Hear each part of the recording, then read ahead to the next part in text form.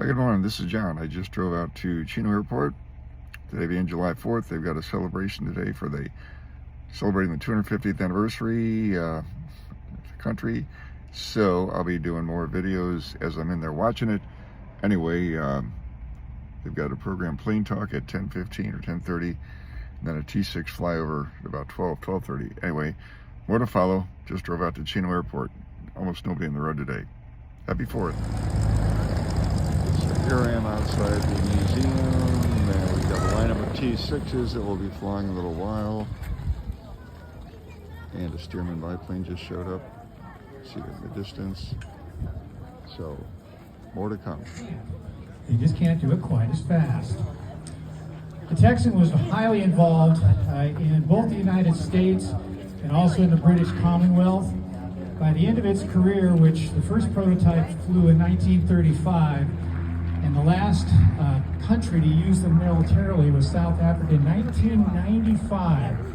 Now that puts them in some pretty rarefied air right there as far as aircraft being used by the military for that length of time.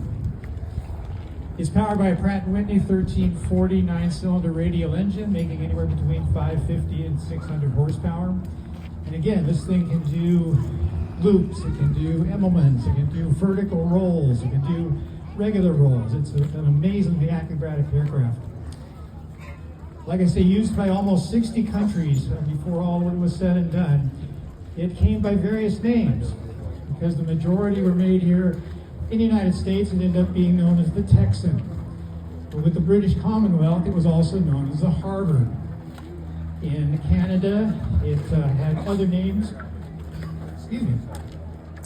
And actually, it's used in Australia. It was known as a Horway because they made those on license down there. And in a single seat format, it was also known as a Mosquito. Is used in Korea, not so much in Vietnam here, but again went on to serve with other countries for quite some number of years. Now, one thing these pilots are going to do, and I'll introduce them shortly, is they're going to do some formation flying. And formation flying is something that's taught by militaries back in the day when these aircraft were made, but it's still taught today. And it's a skill that has to be honed. It's like playing a musical instrument. Just because you can play a guitar or a trumpet, if you don't do it for 2 or 3 years, it doesn't come back to you right away. These guys make it look very simple, but they do it quite well. The aircraft make themselves easy to do that because of their responses and the ability that they have to train with.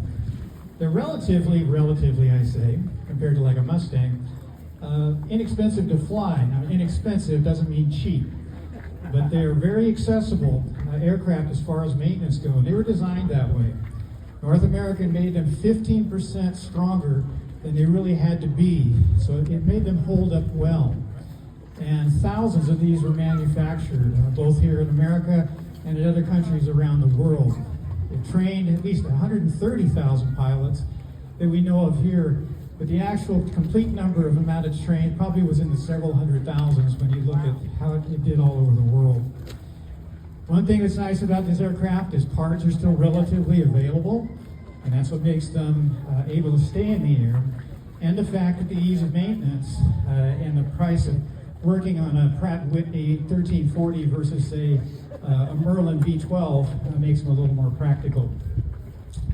So what I'd like to do is I'd like to introduce your pilots to you. You're going to see them take off in pairs, or leave here in pairs. So you see the first 2 aircraft roll out, and the second 2, and then these 2. And they're likely to take off the same way. But they will make passes over the museum in front of you in formation, first in pairs, and then they will also make a pass in triplets, and then make a final flyby one at a time. It's going to be really fun to see them. Leading group today up front is Tom Nightingale. By his side is Kim Middleton. In our SNJ is Robbie Patterson. Next to him is Mark Moody. We have Patrick Nightingale and John Kerpa picking up the rear.